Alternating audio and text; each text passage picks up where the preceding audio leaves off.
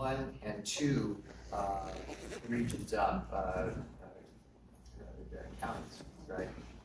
So you've got Chatham-Kent, 1 up the 401, and above it, you've got Sarnia-Lambton. In those 3 areas alone, that aren't even getting into Kitchener-Waterloo or the Greater Toronto area, what they now call the Greater Toronto-Hamilton area, GTA or GTH. Before you even get into those zones, we have 2,059 companies in the area, and that represents 4,300 active jobs in this region alone. Now, keep this in mind. Most jobs, the vast majority of jobs that are ever available are never advertised, okay?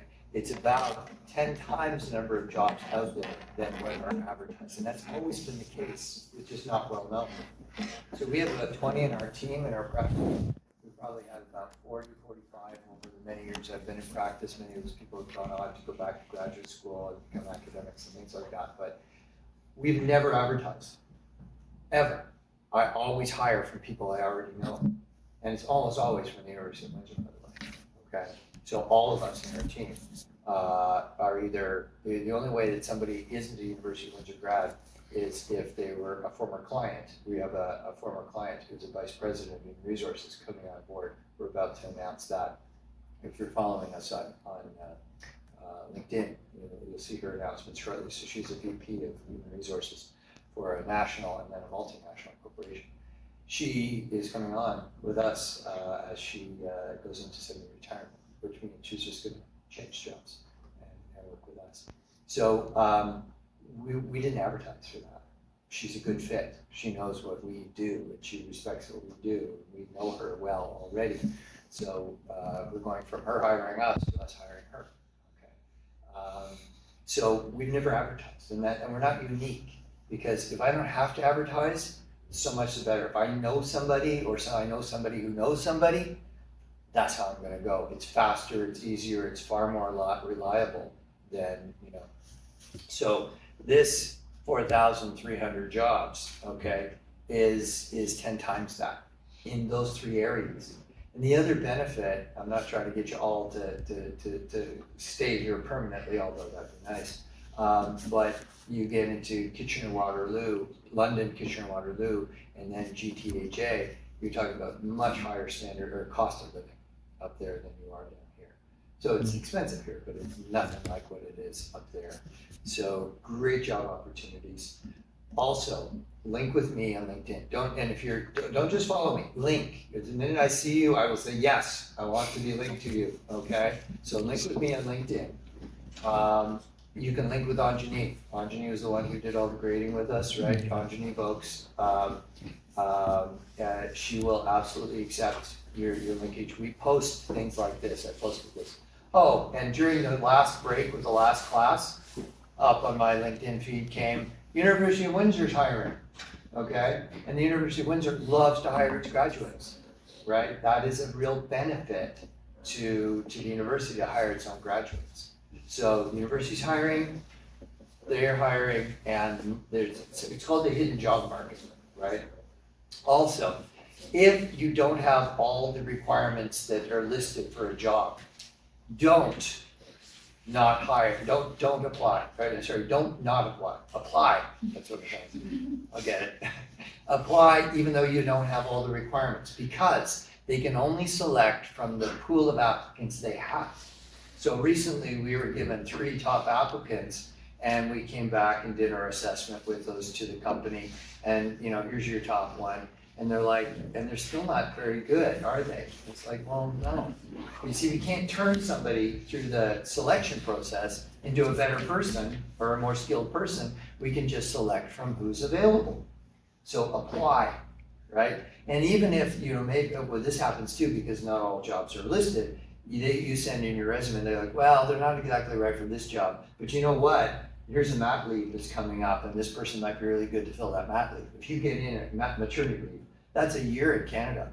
You get a year's worth of experience, and by the way, very often that person doesn't come back, and you're already in the role, and you're already trained, or that they go, well, you know what, you've shown us what you're made of. Let's see if we can create a position or we can move you into another one. Accommodate you in the institution. Right, yeah. So Matt leaves in Canada because they're about a year, and many people do not come back after Matt leave.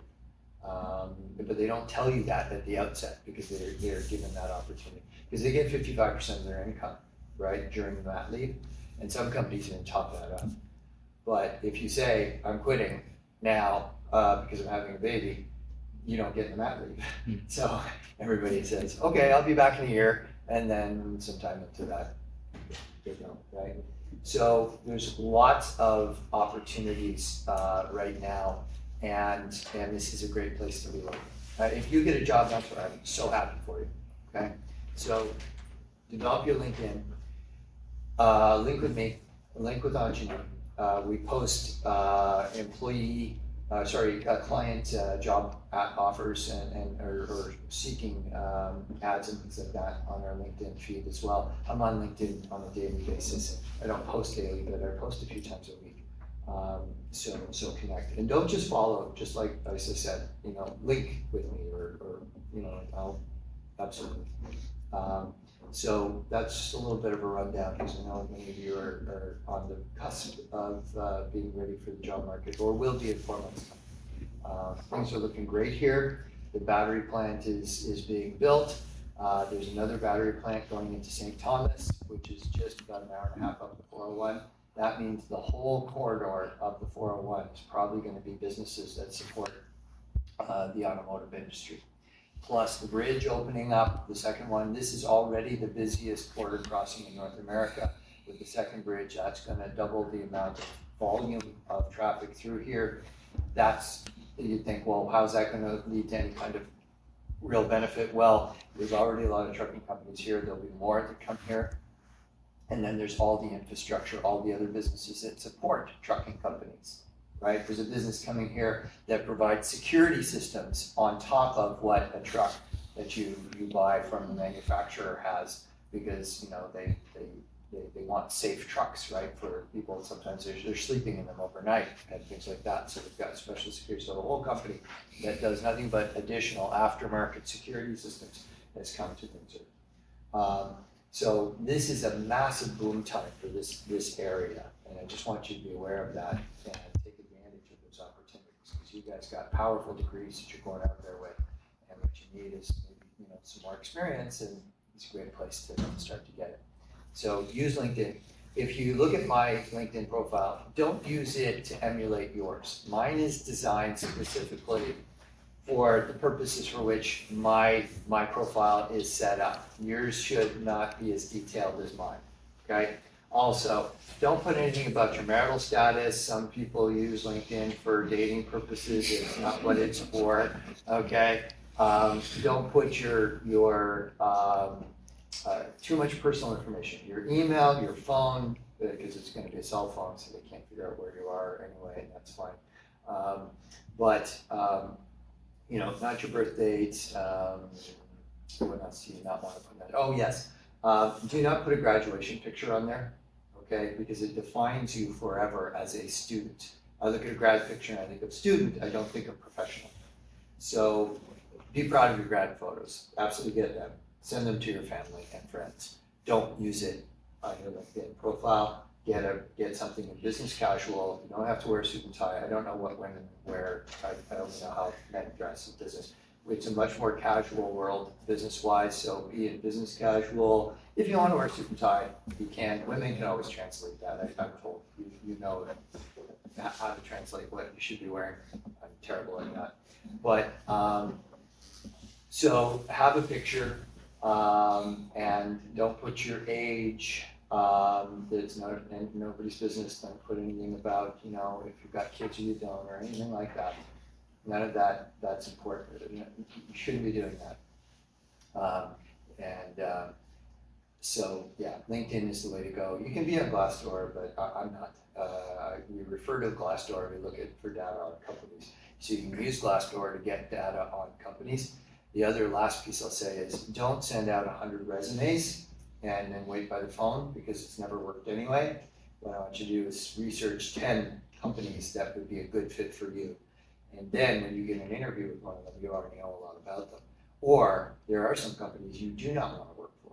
And so you know how to use the internet, you know how to find out, you know how to ask questions of people you know this is a good company to work for or not.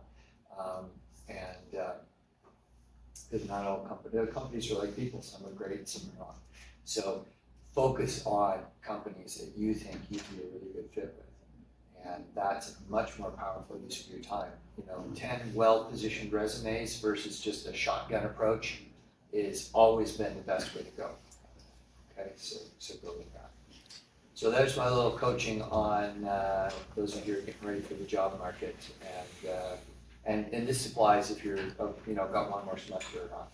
Doesn't matter if you're graduating in this month or 4 months from now. Same applies. Questions about that? That makes sense.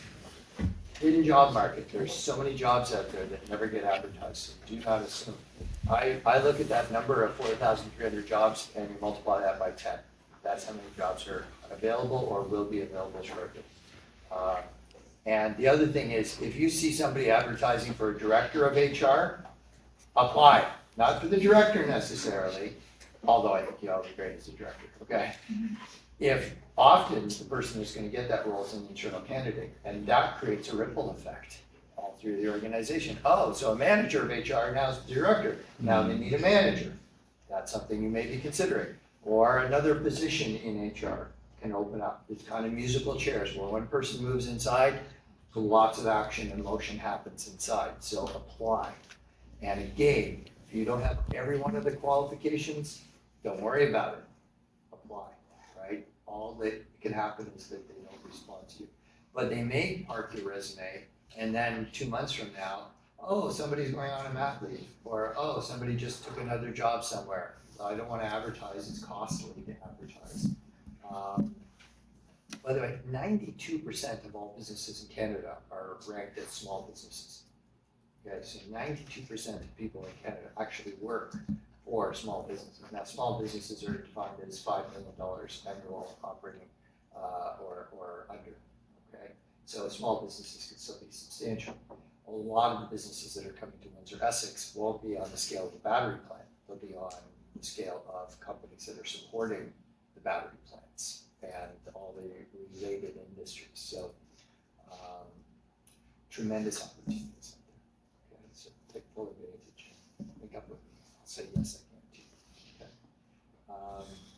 So back to wrapping up the course. And boy, I'm gonna miss you guys.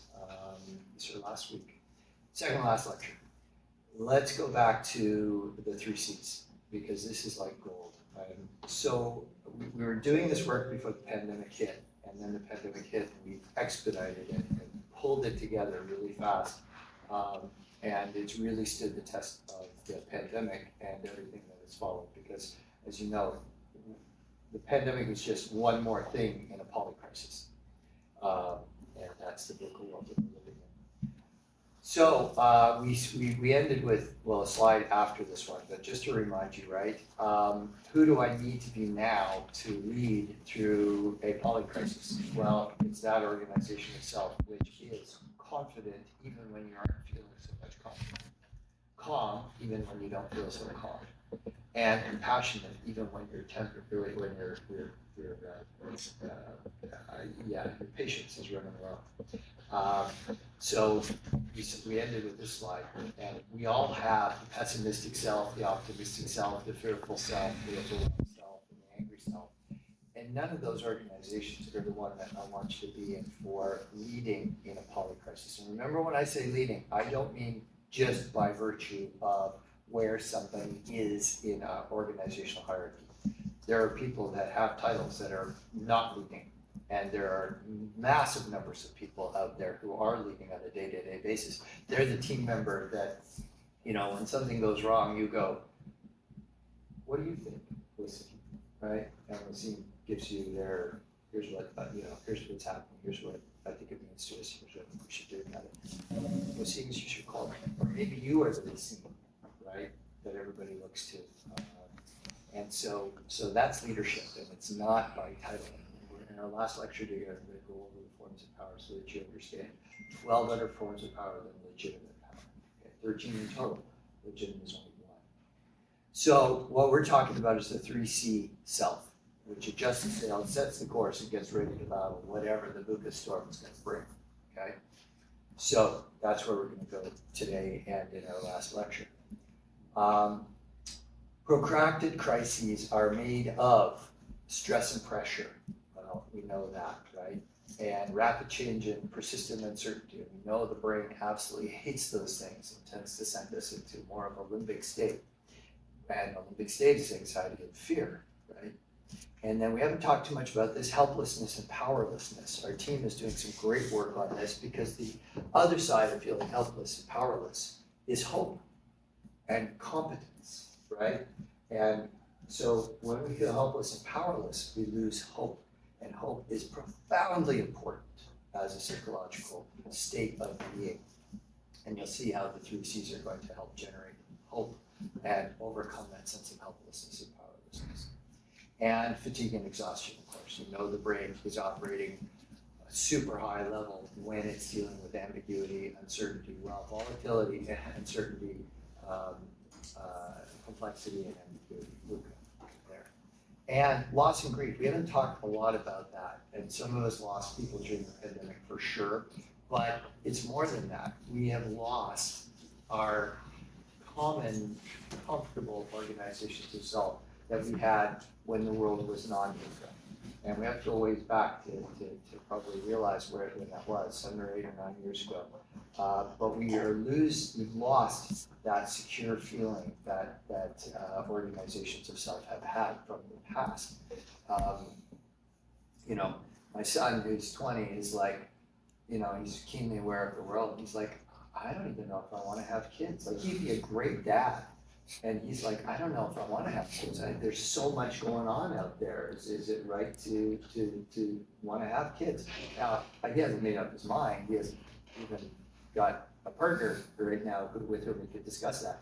But that's a very common thing we're hearing out there, is that people are living in such uncertain times that it's not like, you know, the old question was, well, you're thinking about having kids, when are you going to have kids? You know, that kind of thing. And now so many people are saying, I don't know. Right? It's a scary world. People don't want to. I hope you do, right? If that's what you want. So under these conditions, we know that our brains are wired to go limbic, right? And that means we all have a set of limbic cells. And we're trying to get the antidote to the limbic brain in ourselves and in the people that are looking to us to answer those 3 core leadership questions. What's happening? What's it mean to us? And what are we going to do about it? So, how do we use this knowledge to lead through a short or long-term crisis? And here's the thing, not only are you living in a VUCA world, but you may find yourself in your organization and you have a crisis inside your organization. So during the pandemic, we had one of our clients' organizations, and they had a death in the workplace. Now that is a major VUCA event, right? It's a production facility. It's 600 people on per shift, 3 shifts a day. Individual died in the workplace. That had never happened, thankfully, in the organization before, but it was tragic, and everybody was absolutely in shock. So in those situations, we provide trauma leadership. We go in and we do the 3 C's to try and bring the leaders into that space. We're not doing trauma counseling. We bring in trauma counselors, but we provide supports to the leadership team. That in this case, it was a facility where you couldn't stop production. They could stop production in the one corner of the organization where the tragedy happened, but it would have been dangerous to the public if they stopped their operations, right? They had to continue that. So we were there on site doing the 3 C's and training them quickly in the 3 C's so that they could be out there and be seen to be leading the organization in this state of crisis. So you will encounter times where you've got a VUCA world and then you get a local crisis. We had one this past summer here in Windsor, Essex as a community, because we had 3 tornadoes that touched down, right? And so a couple of days of massively crazy weather, Some people weren't unaffected. We were right in had the tornado not stopped, it was about 1 kilometer from our place. We were right in the path of the tornado when it hit. We didn't flood. Our whole vacation got scrapped as we recovered from it. We were fortunate that we didn't have more damage, but that was a Brooker period, right, locally too.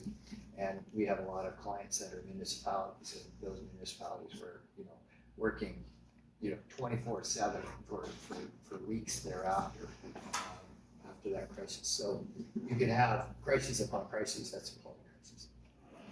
So the objective is to reduce the limbic alarm of ourselves and others so that we can reclaim that full capacity of the prefrontal cortex. You guys know this well by now. And to optimize our collective IQ towards dealing with the problems that we're all collectively facing. So what we're trying to do is tame the mental chaos of others' limbic systems. But we have to do that first by taming our own. So we want to calm the frenetic buzz of limbic states of alarm. And let's do this through a thought experiment, okay? So here's the thought experiment that I want to do. I want you to imagine that you are the only adult in a baby's room, okay? There's a baby in the crib, and you're the one there looking after that baby. The baby's lying on their back, and they're in the crib, and suddenly, by random happening, a big book on the bookshelf falls over and makes a loud noise, right? Just boom, right? Big loud noise. What does the baby do? Cries, right? Absolutely, yeah, good, right? So if the baby is 6 months of age, 0 to 6 months-ish, that's what you're gonna get, right? Little baby's gonna cry, it's gonna be distressed because of a loud noise. But around the age of 6 months, that could be 5 months, could be 7 months, there's a lot of individual difference, but around that time, the baby does something critical. Prior to this, the baby's brain is wired to not differentiate you from it. As far as they're concerned, you as their caregiver is them, right? So I cry and I solve my problem, as in you solve my problem, okay? It hasn't individuated. That's the first stage in individuation, where the baby, around 6 months of age, the baby starts to realize, wait a minute, you're not me. When I cry, you attend to what I'm upset about, but you're different from me. That's the first stage of individuation. Individuation happens over a lifespan into adulthood, but this is the first stage. After this point, the brain is set to do exactly what the post 6 month baby is going to do, because now you're dealing with a baby, and in this case, the baby is more than 6 months of age. What does the baby do when the book falls over and makes a loud noise? What's that baby? Asks for the attention of the caregiver. Yeah, and instantly though, instinctually, and it does this with this look, the baby does this. Okay? And where's the baby looking? At us. So if we go, oh my gosh, what's the baby gonna do? Oh my They're God. gonna cry. Yeah. Because we panic. They look to us, I panic, baby cries. But if I go, uh-oh, silly book, fall down, what's the baby gonna do? Just look at that. Ah, you laugh, right? And you laugh and the baby laughs, okay? That moment is what our brains will do for the rest of our lives, okay? And when the fire alarm went off in this class, beginning of the semester, everybody looked at me, and had I said, it's okay, it's just they're testing the alarms, we would have carried on with the class, right? But I said, okay, we gotta go, folded up our laptops, and we left, right? And so that's what we do for the rest of our lives. We look to other people to help us define reality when it's ambiguous. Okay? So that's what we do for the rest of our lives. Okay, we look around and go, who knows more than I do, right? In order to figure out what to do going forward. So keep that in mind, that's absolutely critical. So we're gonna create the optimum leadership organization itself for getting us through crises. Now, in a crisis, people's attention will be directed towards their leader more than any other time. Think of the baby, right? The baby knows that you can do more than it can, right? So you pay attention to how their leaders think, feel, and behave to know how they should think, feel, and behave. This puts a heavier responsibility on leaders for sure. But at the same time, it's the best opportunity for leaders to exhibit a strong leader OS, organization of self, right? This is the time that employees are most likely to acknowledge and welcome that 3C organization of self that I've been alluding to. So when you're successful, you're focusing attention on the mission, you're shaping culture, you're meeting individual needs, you win thrice. Now, first thing is, that's 3 of the 4 of the leadership primacies, right? So the 1 is your self-care needs. That's what I want you to never forget about. Your core self-care needs have to be met. But when you can be that organization of self, that's the 3 Cs, they're going to be focused on the mission, you are shaping culture, and you're going to be able to meet the individual needs. So you're better positioned to do the 4 primacies when you are able to create that organization of self. That's absolutely vital. Although leaders can feel less powerful in a crisis than they were in pre-crisis times, we need to remain mindful that others are still going to perceive us as the most powerful in the room. So even though I feel less powerful and I don't know what's going on, they're going to be looking to me and see me as the most powerful. So I've got to use whatever power I have under these circumstances. And if I do that, that's going to be really invaluable for shaping the organization and the organizations of our people. So here's a key piece on power, and we're going to end the course with power. People tend to become more focused on self-interest in a crisis, and even more strongly if you have power. So we've done all kinds of studies on people with power, and the longer they've had, the more power they've had, the less compassionate people tend to get. It's not inevitable. The way around this is to know this and to resist feeling like it's what we would call a power-induced narcissism, okay? So you're not narcissistic, but the longer you've had power, it's easier to lose your compassion for what other people are experiencing. And we know that people that drive expensive cars actually violate traffic laws more frequently than those who drive average cars. They feel like the rules don't apply to them. I am powerful. I'm driving a really good car. I'm exuding my power. And so, well, really the rules don't apply to me. Okay. Now, it is a power-induced narcissism because it's not fundamentally narcissism from a personality standpoint. It's more a learned thing. But you can undo it. You can not fall victim to this dynamic if you're aware of it, right? So it's very important in a crisis to maintain your sense of compassion, because the first 2 C's, calm and confident, without compassion will backfire massively. None of the 3 C's in a dyad, any combination of the 2s will not work. You need all 3, and I'll show you exactly why, because we're going to get down to the level of neurotransmitters in this. Okay, so it's vital that you be able to continue to demonstrate compassion. So power combined with compassion, much stronger than power alone. And this is an enormous factor for the brain.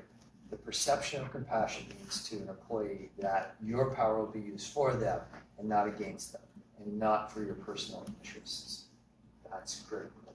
If they see you as self-interested, they're going to reject you, guaranteed. I'll show you why from a neurotransmitter standpoint. So we're going to go back to the brain. That is a brain in crisis. Best graphic I could come up with.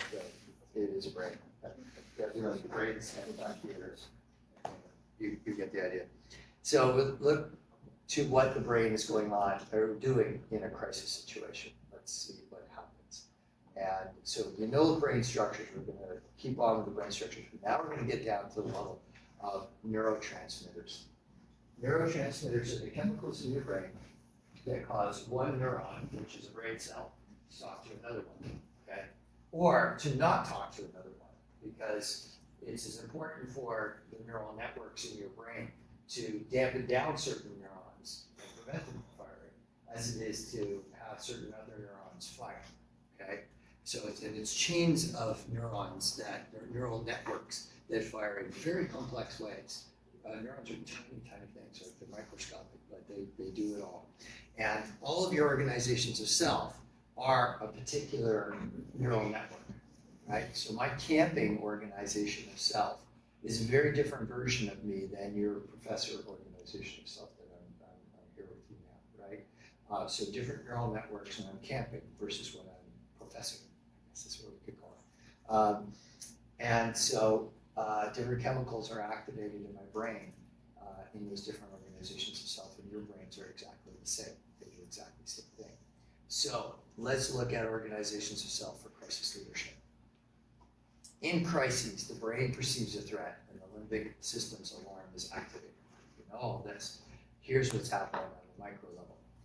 Activation of the alarm system is associated with increases and decreases in certain hormones and neurotransmitters. Chief among these, that's what I'm going to get into. Didn't mention hormones. Hormones also shape behavior dramatically. If you were to, show up to class and suddenly realize we have an exam today, you would feel a shot of adrenaline in your stomach, right? You know that feeling, and that's going to work right up into your brain, because the brain, we think of the brain here, but it isn't actually only there. Because okay, you go, well, yeah, I know it's got the spinal column. There's the neurons that go down the spinal column. No, that's not the end of the brain, because out from the spinal column go a lot of other neurons that are responsible for controlling your hands and arms and head movements and everything else, your motor neurons and your sensory neurons, right? This is a hard object versus something that's soft.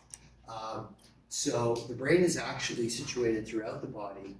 A lot of its working stuff is up here, but it alone only knows what's going on in the outer world through all those neurons. They go out to the eyes, the ears, the fingers, all the rest of it. That's how it perceives the world and can make sense of the world. So hormones play a role as well. Adrenaline being one of them, but we'll see that some others are coming out shortly too. So crisis happens, dopamine kicks in. And dopamine and serotonin are the two neurotransmitters that are involved in actually in pleasure. But they also do other things. All neurotransmitters do multiple functions. This is neurotransmitters in a crisis. Dopamine overall is the activation neurotransmitter. It's I want to do something, right? So in a reward setting, hey, you're the last candidate, maybe the last stage in the interview process for the job of your dreams. Right, so dopamine is I want to do something. I want to get ready for that. I want to do the interview. I want to do great in that. You find out you get the job. It's like I want to start the job, right? So dopamine is the thing that it activates us to do something positive, but also in response to a crisis. So dopamine goes up. I want to do something because I'm perceiving a crisis. Next, serotonin. The serotonin neurotransmitter is the I am awesome neurotransmitter. It's the one that gives us that sense of, hey, I just got accepted in the Masters in Management program, and I'm going to go to Canada, and I'm going to get a master's degree, and I'm going to create an amazing life for myself. I am awesome, right? And so that serotonin goes up when you get that acceptance. There's probably some trepidation in that too. I'm going to have to go away from friends and family and all the rest of it that made this even more challenging. But in a crisis, serotonin goes down, right? As we start to self-doubt, can I do it? Oh my gosh, am I good enough for the challenge that's coming? That's what goes on in our head. Next, norepinephrine goes up, and this is pay close attention. This is the neurotransmitter that focuses our energy. It focuses our attention in one particular way. So last summer I was on vacation, and my family was a little tiny town in New Brunswick. And there's the street, there's a bunch of parked cars, there's a sidewalk, and there's me sitting on a bench in the shade with my mother right there, my wife and my son are off looking at stores and that kind of thing. And I remember just relaxing, and it was a really nice day. And the two little kids, both about 3 years old, scooted by on the sidewalk. Their little brother and little sister. I think they're fraternal twins. And they scooted by, and so I'm a dad. I mean, it sounds funny, but I smile like this cute stuff. said, so, okay.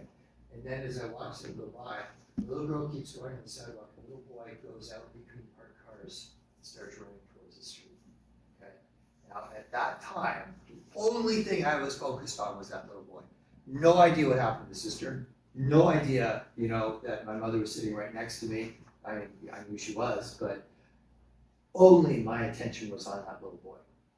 Okay, and that's the only place that I had attention. I wanted to do something. I was up. I was after that little guy as fast as I humanly could be there. By the time I swept him off and got him out of traffic and stuff like that, the only thing I remember is what I was doing. Other people witnessed it and told me what happened, but my brain, that norepinephrine kicked in, and I was paying close attention to him. Dopamine, I want to do something, right? Take action. Cortisol, after that, be on the lookout. So I was primed for other threats. You know, the threat's over. He's fine, right? There's no worries at that moment. But I'm still, like, I've got the adrenaline coursing through me, and the cortisol, which gets you into that, be on the lookout, right? Be poised for other threats. So cortisol goes up. There's a couple of other things that are happening, and I want to bring in testosterone. First of all, people have a myth about testosterone being a male hormone and estrogen being a female hormone. No, it doesn't work like that at all. It's much more complex than that. Women and men have testosterone and estrogen. Anyway, it's not true how it works. But testosterone, it is a dominance molecule, and it can counter the effects of cortisol. But testosterone alone just tends to lead to aggressive domination in response to a threat, right? It tends to produce a fight response, and to hell with anybody else. I'm going to do it for me. But testosterone in combination with serotonin can lead to non-arrogant confidence. Keep that one in mind, non-arrogant confidence. That's critical to the 3 C's. Aggressive domination will not help. In fact, it'll work against you. But that combination of serotonin and testosterone, non-arrogant confidence. I remember one of the captains that I served under when I was a captain, when I was a second lieutenant. And we had we were in combat, but we could have crises in training all the time.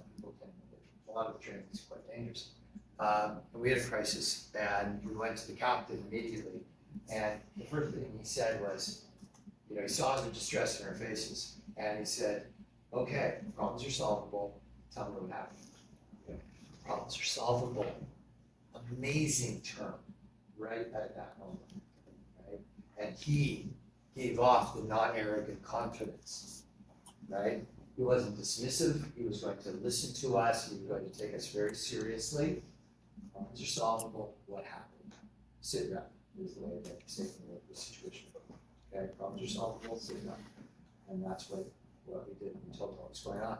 And he was like, okay. We told him what's happening. He said, you know, we know what it means to us. It's a potential crisis. And he says, this is what we're going to do. Okay. So these are just some of the functions of these molecules in a crisis. They do other things in the brain in other states, and that's okay. You don't have to worry too much about more than what's here. It's just if you're a neurogeek like we are, you tend to get down to the level of this. But this is the cognitive or the neural soup in one's brain in a crisis. And your brain's no different than anybody else's brain. It's no different than my brain. All of our brains do this when the limbic alarm system sets off. So now that we know what's going on, and that's the chemical composition that's happening, neurotransmitters and hormones, in a crisis, if the crisis is engaged, what we tend to experience is also social anxiety. Now, this is not well known. It's the fear of losing others' support or positive regard. It's a felt need for stronger connection with others, right? And this increases oxytocin in the brain. So in a crisis, we're looking for allies. Our brains are wired for that. And that's because none of us have big, sharp teeth and big claws. Our brains are wired to interact with other brains. We know that where our best chance of survival is other people. right, as well. That's a source of our power. So oxytocin kicks in, and some of you will have heard of oxytocin. There's some myths around oxytocin as well. It's often called the love drug, and it's not exactly that. It's not only the love molecule. Now, when you are holding that little baby, right, that's your baby, or maybe you're an aunt or a uncle or something like that, you definitely, your brain's flooded with oxytocin. You're like, oh, this is just amazing. Or your new relationship, even an established relationship with a romantic partner, oxytocin is definitely involved. But it's not always love, okay? Its function isn't just the love drug. It is actually a connection or disconnect role. That's what it's actually doing. So it increases our ability to notice social cues, both positive and negative social cues.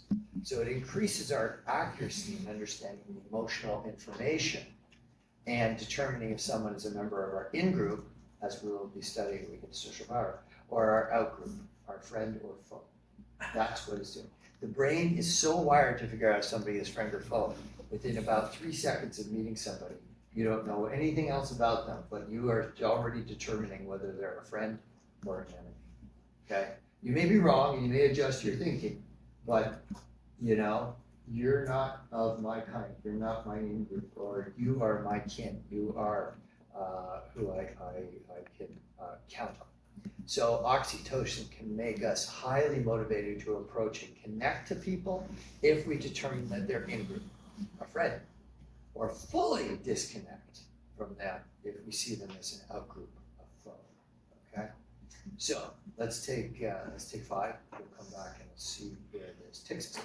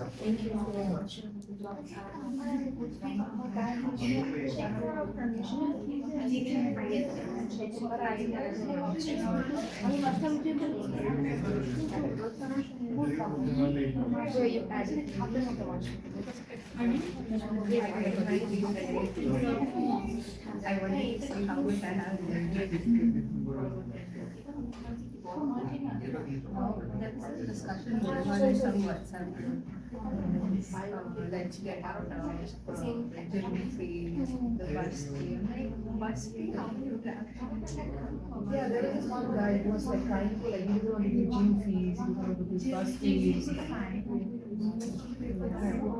It's not just no, the gym and the education everything that happens in university, it's all part of it. Everything is included. Then there is healthcare. People are like, we have not used it. And then they will go to Excel and they will like. Nothing happens, but what if something happens?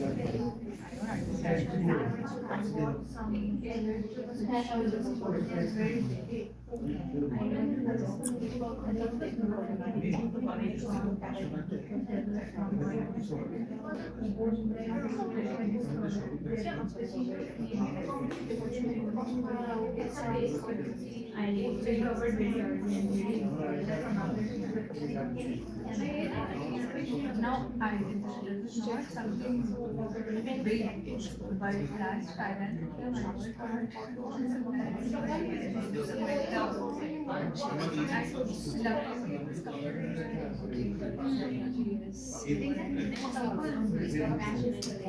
বলতে হবে তো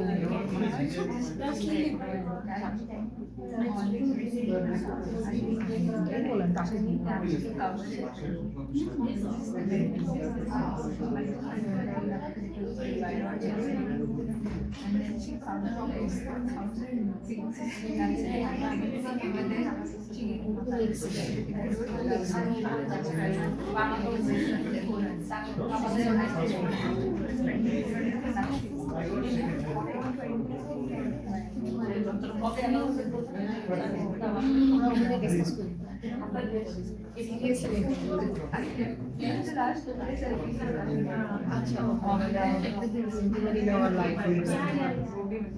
Yeah, yeah, she's not.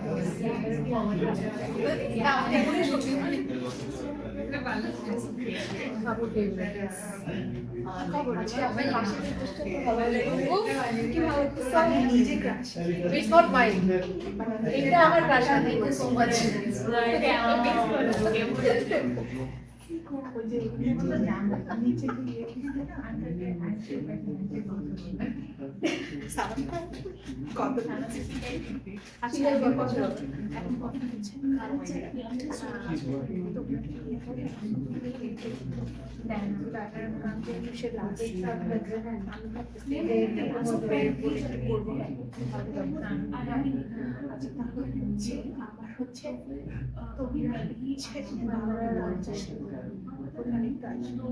কোথায় আছে? ভেঙে বলতে হবে না, আমি এরকম বলতে থাকি।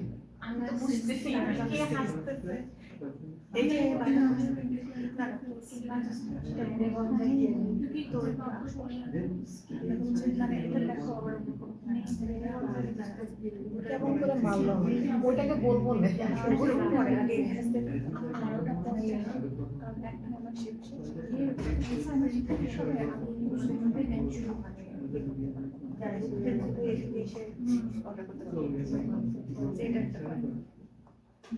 এখন যাবো নাকি পরীক্ষা পরে যাবো আমি আসি 23 তারিখে যাবো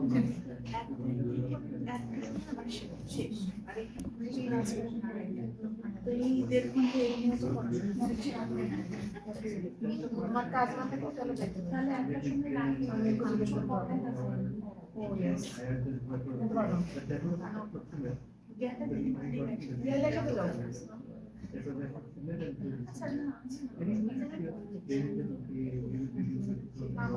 আমি ভাবছিলাম কালকে একটা সময় আমি আসি 22 তারিখে আমি আসি 23 তারিখে যাবো 1 তারিখে তখন বরং আরো মাথা জামা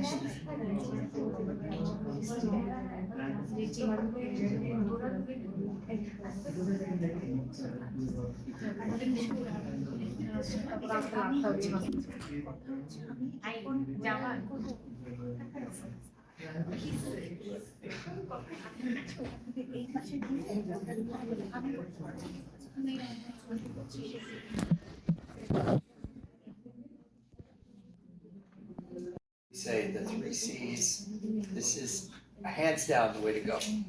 So it turns out oxytocin can, as I said, cut both ways. When oxytocin is high, people are looking for signs of in-groupness, someone whom I can trust and connect to. And if you show them these signs, they will feel affection towards you and will become loyal and trusting to you more than ever before. So you all know I was never in combat situations, but a lot of the training we did was quite dangerous, jumping out of airplanes, rappelling down cliffs, things like that. War games, people can die in war games, it's not supposed to, but it can happen. And those that I went through the military with, when I was in my late teens and 20s, are like brothers and sisters to me today, right? and you will have, it's called trauma bonding. You go through difficult times with somebody and you bond to them in ways that, you know, just going out with people and enjoying their company, you can bond to them too, but it's much more intense with those people. You see movies that play out to that, right? And it's often a romantic engagement, but there's the man and the woman at the beginning of the movie, and they hate each other, and then they go through, you know, an airplane flight together, and they find each other obnoxious, and then the plane crashes, and then they have to survive, and then they come out romantic, you know, bonding. That is real. That is real, right? They've done some really elemental studies around it years and years ago in psychology where they'll ask people to rate somebody's attractiveness that they just meet. So they'll have you, you know, meet somebody, you know, have a casual conversation and rate their attractiveness after that. And that person will be like a graduate student. But then they'll ask you to cross a safe but long footbridge, right, over a deep ravine. And then you meet a person on the other side. And then after you interact with them briefly, you have them rate their attractiveness. And same person is rated more attractive after you've gone through something that gets that alarm system going and that relief system after you've made it across the bridge. So they're manipulating oxytocin in situations like that. So if the person sees signs of outgroupness in you, right, you're self-interested and you have a lack of compassion, then they'll very quickly become distrusting of you. And they will experience a range of intense negative emotions directed your way: anger, hatred, contempt, envy. So if I were to come in and say, okay, everybody, I'm your boss, right?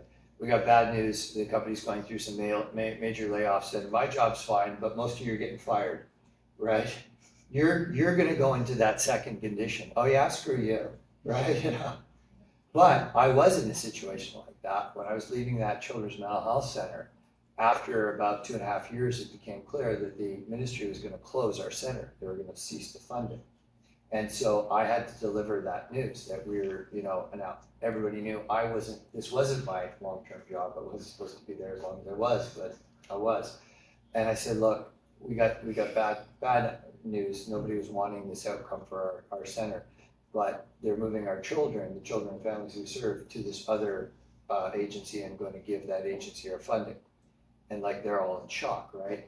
And I've already launched into, and I will continue to do everything I can to make sure that all of you get employed in that new agency, in that other agency. It's not really a new agency, right? And so what I needed to do is show them I'm on their side in group. I'm going to work. I can't change the fact that you're all going to lose your jobs. I'm going to be out of this job too, but I've got a practice to go back to. So everybody knew that. That's okay. But if I were like, well, you know, here's the news, you're all out of the job, you know, good luck, right? They're not going to work with me at that point. They're going to turn on me very, very quickly, and I would blame them for that. So people with power can fall into becoming distant from other people and not showing that compassion. And so we got to work against that. And you got to say, okay, we're in this together. Okay. So the intensity of that loyalty and trust can be magnified in those crisis situations, but so can the anger, hatred, and contempt, right? It can be like, you weren't there for us when we needed you. We're never going to be there for you. And that's a lifelong thing in most cases. It's very difficult to overcome that. So trust, we know it takes a long time to develop. The military asked social psychologists, I wasn't part of this initiative, to find out how to build rapid trust, because they often have to put together combat teams or crisis response teams quickly. I grabbed, you know, all of you guys, you never worked together, and now you're a crisis team, and I got to put you together. How can we get you all to trust each other quickly? And what we found out was, you can't. You can't. There's no way to have rapid trust. You can do a few things to help you guys develop trust as you're working together. So if you and I know each other, and I trust you, right? And I have this history. I say, okay, I've worked with them, and you know, and so that'll help, because as long as you trust me, right? but it'll help, but it won't be automatic. So there's no way to create rapid trust. But trust can be lost in a heartbeat, right? You betray somebody, you date somebody, you tell somebody I'm only dating you, and then they find you out on a date with somebody else, which happened to me with a girl I was dating, and she was actually dating somebody else. Well, there was no coming back from that, right? There was like, we're done. Like, no, I don't need an explanation. We're done at that point. So, you got to remember that oxytocin increases the willingness of people to find someone who they can trust, but it doesn't make us gullible. It doesn't mean we'll trust just anybody. In fact, it does the opposite. It attunes us to whether or not somebody's trustworthy. So you need to show genuine signs of trustworthiness to take advantage of the oxy rush. And otherwise, you can do long-term damage to the relationship with your employees, and that mistrust very hard to overcome, right? Very, very hard. So let's pull it all together and show you how this comes together. Here's the follower perceiving a crisis. Here's the story of a crisis. So the crisis happens, serotonin drops. Something's wrong with me, right? We personalize it. The problem's out there, but I personalize it. It's a threat to me. There's something wrong and I'm not feeling good about myself in this circumstance. Dopamine goes up. I need to do something about it. Norepinephrine goes up. Pay close attention to what I'm seeing, right? My head on a swivel. Find out what's going on. Scan the environment. Cortisol, stay very wary. Okay? And oxytocin, find some real friends. That's the chemical soup in crisis brain. And your brain, as a leader, is no different than your followers, but we're asking you to do the 3 C's as opposed to anything else. Okay, but the C why. And keep in mind, remember what I said, you want to be calm even if you don't feel so much. You want to be confident even if you're not feeling so confident. And you want to be compassionate even if maybe your temper is running short with other people. It's not fake it till you make it. It's fake it till you become it. It's a difference, okay? Do it and it will come about. And by the end of this, you're going to see how amazing their brains are going to have an impact on your brains in this direction. Okay, so you go into it calm, confident, compassionate, like that captain. And years later, I talked to him because I became a captain, and he was a major. And I sat down and I said, you know, sir, one of the best phrases I will always use it is problems are solvable, right? Sit back. And I said, how did you know to do that? And when we told you what was going on, how did you feel? And he said, I was terrified, right? Because I knew you guys, and I knew you wouldn't have that expression on your face if you hadn't sized up the situation. So I knew it was real, right? I knew something was wrong. So I was terrified as to what I was going to hear.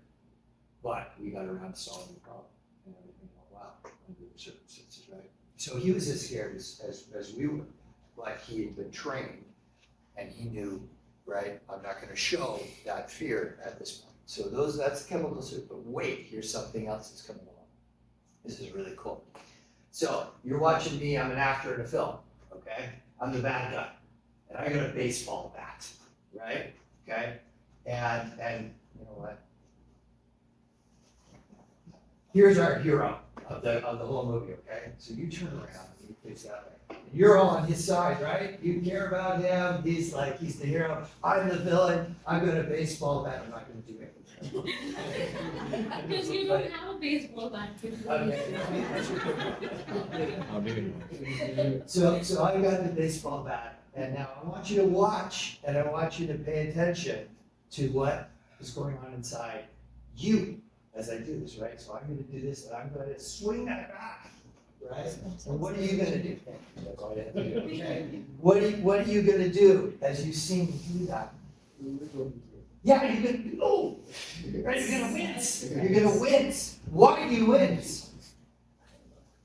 Because none of you are psychopaths. Yeah. And the psychopath brain is missing what you all have that led you to wince, because a psychopath wouldn't wince. They go, oh, that's interesting, I'm going to enjoy this now. Okay. But all of you would go, oh my gosh, like, oh, like this, right? And it's because You have brains that are full of mirror neurons. Mirror neurons have a unique ability to make you feel or imagine what somebody else would feel. They're the empathy neuron, okay?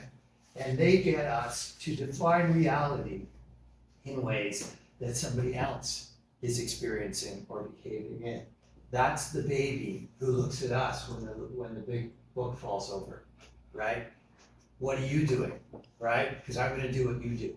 The baby doesn't know that that's what they're doing. It's automatic. It's the way the brain is wired. I told you right from the beginning of this course, brains are wired to relate to other brains, and they don't do well in the absence of other brains, right? So that's where mirror neurons come in. So the leader organization of self, high testosterone, but linked with low cortisol. High testosterone, confidence, but I'm gonna be benevolent in that, right? So I'm gonna be calm in that sense. I'm not gonna be arrogant dominance.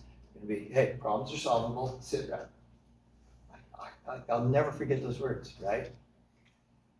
Serotonin goes up, right? So we've got confidence. And oxytocin for the in-group, compassion. I'm here with you, right?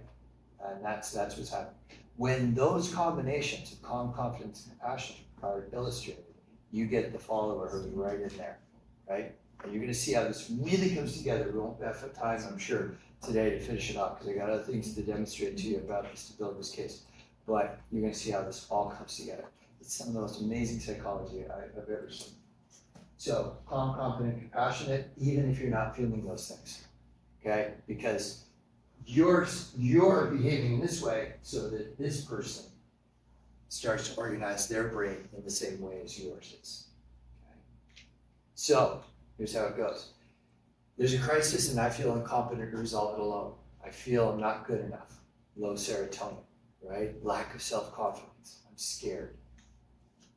I'm motivated to do something, but I don't know what. And this makes me even more anxious. High dopamine. My attention's focused and searching for anything salient in my environment that can help me figure out what I can do. My leader is, or should be, the most salient resource for me in a crisis. The baby looking to the adult from the crib, right? And so I pay close attention to them and how they're feeling and what they're doing. And there's high norepinephrine kicking in. So remember we started out this whole series with, have you ever seen a leader who's panicked? And how do you feel about them afterwards? Have you ever seen a paramedic who panics? Well, if you do, that's a bad sign, right? So in ideal circumstances, leaders are considered in group. Now, you may have lost, somebody may have lost, their followers' trust. There's no shortage of poor leaders out there, even bad leaders and high conflict leaders, you know all about that. But all things taken together, hopefully they're gonna orient towards you.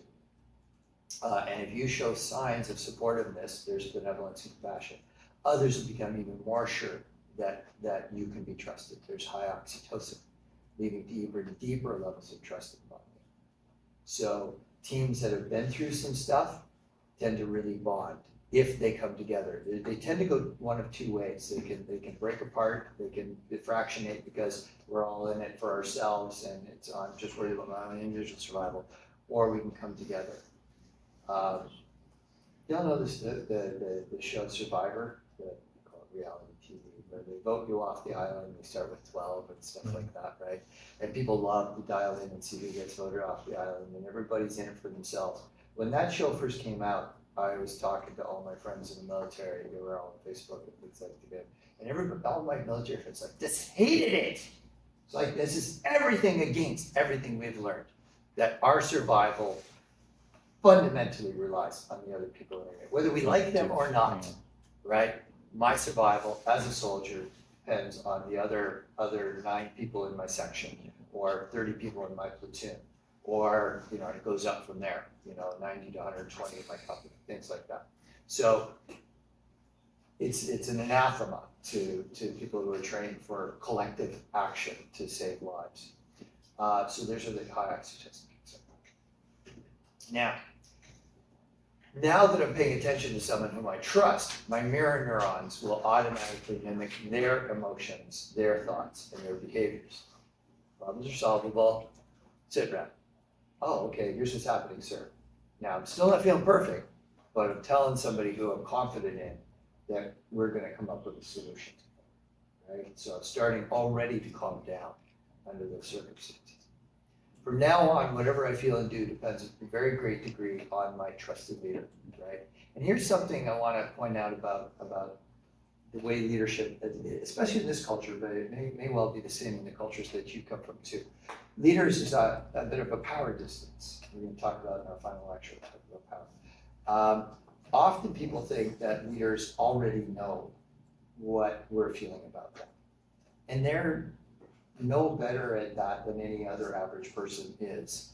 They often don't get feedback from their subordinates. And so when I'm coaching people, which I do a lot of leadership coaching and things like that, I'll often hear, like a manager say, our director is amazing. And I think they know, but I hope they know what a difference they make, right? Because their leadership matters to us. And when I hear that, I'll say, have you told them? Because they may not know. They may not actually know that what they're doing really makes an enormous difference to the people that are relying on them. If they show determination, non-arrogant confidence, competence, optimism, I will feel the same way. So it gives me high testosterone, high serotonin, low cortisol.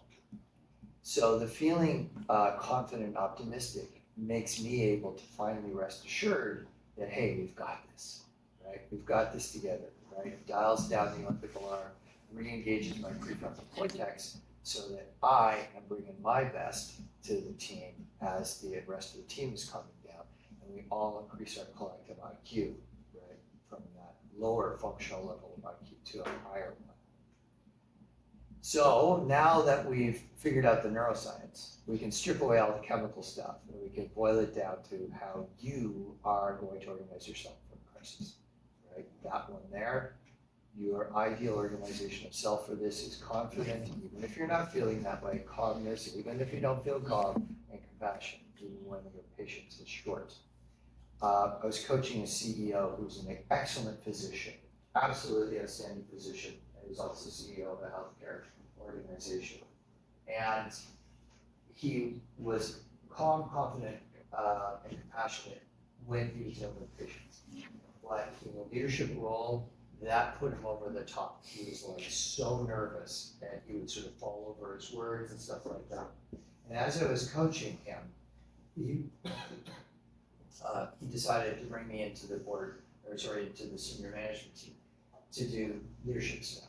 And they kind of knew that I was there coaching him because we'd have dinner twice a week and things like that. And we'd go over his days and plans. And when I would be in the room, he would calm down. And then the feedback I was getting from other senior managers, this went on for quite some time, was he's so much better when you're in the room. And I said, okay, well, we got to get to the point where he's so much better without me in the room. And so I was working on exactly this, so that he could do that. Because they're like, that's all we need to see from him is that he's those things. They didn't know the 3 C's at the time. But they said, I don't have to say anything in the meeting. If I was there, he was calm, right? And that's what they wanted. They wanted that calm and confidence kind of approach. So what's the ideal leader organization of self for a crisis? Well, for this time, the ideal OS needs to exude signs of in-groupness, right? Which is inclusion power, as you'll see shortly, and signs of competence. So let's talk about these two first. In-groupness, how do people know if somebody is their in-group? They're on their side and they're trustworthy, okay? There's different ways that we can know if somebody is part of our in-group. And the first one is that, well, it's not even in a particular order. The main side that somebody's in-group is their benevolence, right? Demonstrated care and compassion towards us. How much they care for you, how altruistic they act in relation to you, how good their intentions are for you. That is the primary and the form of in-groupness that we most want to capitalize on. There are other things that lead us to in-groupness, like, oh, hey, you're a visionary, I'm a visionary too, we have the same temperament, okay? Automatically, there's a slight degree of in-groupness because we have the same temperament, right, as opposed to other people. But, so personality type, same interests, you join a group online that is interested in what you're interested in, and suddenly there's an affinity that forms. Even the place of origin, I was down in the States, trying to get to Miami, because we do work down in the States a lot. And there's a weather system and it screwed up all our flights. So I was in Charlottesville, which I think is North Carolina. And I'm standing around this airport, for several hours, and we're lining up, and then we're lining up, and we're told, gotta go sit down, and we'll line you up again and get you other flights. And I'm wearing this jacket here that I often wear, and it's got a big, Canada flag right there. And so I'm standing there in line, I'm bored out of my mind, and somebody comes up and goes, "Hey, Canadian, eh?" And I go, "Yeah, you too, yeah, I'm from BC, right? We're miles apart. We're provinces apart, thousands of kilometers, it doesn't matter. We immediately, so, you get your national flag, you put it somewhere, and somebody from your nation's gonna approach you, right? In a situation like that. That's in groupness. You're Canadian too. You're whatever the country that you come from too. And so there's that connection, that affinity, right? That happens. So that's in groupness. But we can't take advantage of that in a crisis situation, and nor do we want to, because it doesn't matter what country I am, if we're in a crisis together, that doesn't matter. What matters is, am I going to try to screw you over to protect myself in this crisis? Or am I going to join with you in this crisis, right? And are we gonna come through this together? So the first form is the one that we need, right? Competence, how do people assess if somebody's competent? Giving expert and legitimate power, okay, we're gonna talk about that, like I said in the last lecture. Well, there's domain-specific competence. How good are you at pay and benefits? How good are you at, the selection criteria for hiring? Those are domain-specific competencies.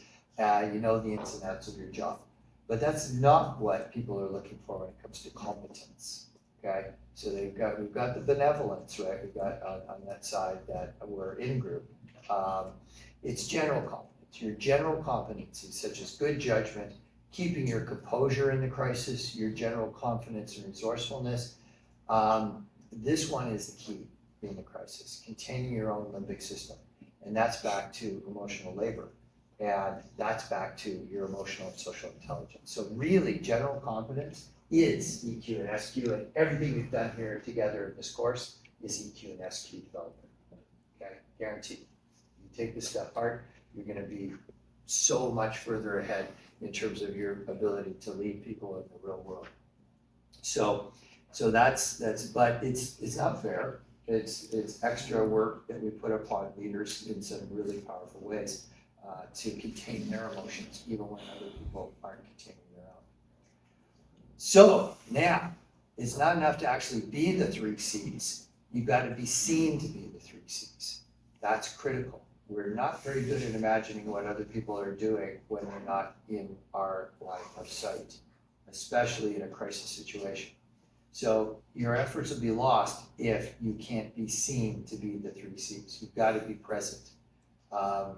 And this is an absolutely critical piece to keep in mind, because we're not very kind to other people when we can't see what they're doing. So there's a boss that we were dealing with, or a crisis situation. The boss was not in the workplace at that time, and everybody knew he liked golf. And so they're like, they're all slogging it through with this crisis, and what do we do about it? Where's the boss? Oh, he's probably in the golf course.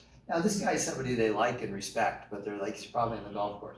He comes in and says, okay, I've just been meeting with the board of directors. I've defined our current crisis right now. Here's what we're gonna do about it. And they're suddenly like, oh gosh, I feel bad that I was imagining he was on the golf course, right? When he was actually taking on the crisis, but not seen to be. So you sometimes have to go over the top to communicate in a crisis situation like this. Now here's an interesting example that happened at the height of the pandemic. Jay is one of the members of our team. He loves to travel, and he travels on work, and he travels for pleasure a lot, and the pandemic didn't stop him. And so he was dialing into our weekly O group, our Friday afternoon team meeting. It's always been virtual even before the pandemic. And so he's in an aircraft, it's on the tarmac, they haven't said to turn off your phone system yet, right? So they're letting them, so he's got his iPhone up like this and we're watching him, he's seated, in this airplane. And he didn't he didn't mute his sound as we're all listening. And suddenly it was like 12 of us in the call, all of a sudden we heard, "This is your captain. Thank you for choosing to fly with us today. We'll be taking off shortly. The weather in Dallas is," okay? And instantly, we all went, "Whoa, did that feel good?" Like we're not even on the airplane. And we just calmed right into this. We were not agitated at the time. It was just that everyone on the Zoom call at the same time, we all felt this warm, calm, and we said it. Like, did you guys just feel it? Yeah, like that just felt so good. So Jay's the only one on board that aircraft, right?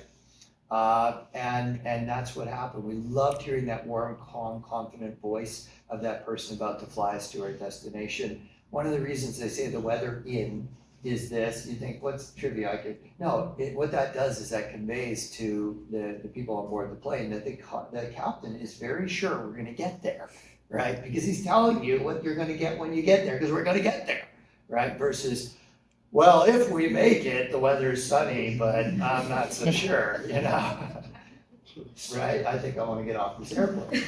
So pilots have always been 3C. Right? It's not an accident. And paramedics are, "Hey, what's going on here today? Looks like you fell off that zip line, buddy. How you doing down there?" And they're, so it works immediately on all of our limbic systems, that confidence, the 3Cs, okay? So there's just a great example we probably all did.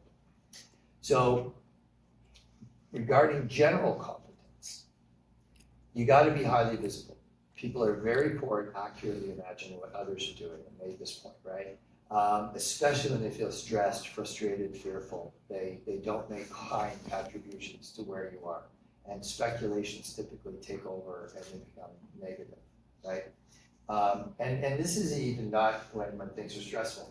When you interview couples and you interview them apart and you ask each one of the couples, how much of the housework do you do compared to your partner? Almost everybody says, "I do 60%. Okay?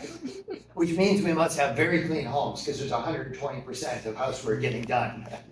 But the fact is, when I clean the bathroom, I know it took an hour and a half. I remember scrubbing the toilet and doing the bathtub, and I remember cleaning the sink. And when my wife does it, I walk in and go, "Oh, the bathroom's clean, that's nice." But I don't remember an hour and a half of that she did. Right? So we don't really appreciate what somebody else is doing, or we don't see what they're doing. So you gotta be heard, you gotta be visible, you gotta be heard. And be repetitive in what you say. Say what you're gonna do it, say what you did. Then say it all again, right? So people really do come to have confidence in things that they hear and see repeatedly. So this is gold. When you don't know the answer, provide a processed answer. Okay, this is about 80% as good as an answer. About 80% because it calms the brain down. So, instead of people come to you and say, "What are we gonna do?" "I don't know." Say this instead, okay? "I don't know exactly what we're gonna do, but here's how we're gonna figure it out." Okay, so I'm giving a process answer. Today, 3 o'clock, we're bringing the whole team together. We're gonna bring all the data together. We're gonna figure a way through. I know we are. I've got confidence in our team. Okay, it's a process answer. You still don't know what we're gonna do, but you know the steps. Or I'm taking it back to the board of directors. I will come back with a plan of action later today. So it doesn't even matter whether they're involved or not. They know we have a process in place to deal with that situation. So don't say, "I don't know." Say, "I don't know, here's what I'm doing to figure it out." Or here's what we're doing to figure it out. That's a process solution. It brings things down by, I would guess, about 80% in most cases. Okay, I can get back to it. I'll find out more today when that happens, okay? So you win in a big, big way when you can calm people into that prefrontal state of being. I think that's where we're gonna call it for today. We'll come back and tie this all together and get into social power, okay? So see you on Wednesday for our last class. I'll talk about the exam though too, okay?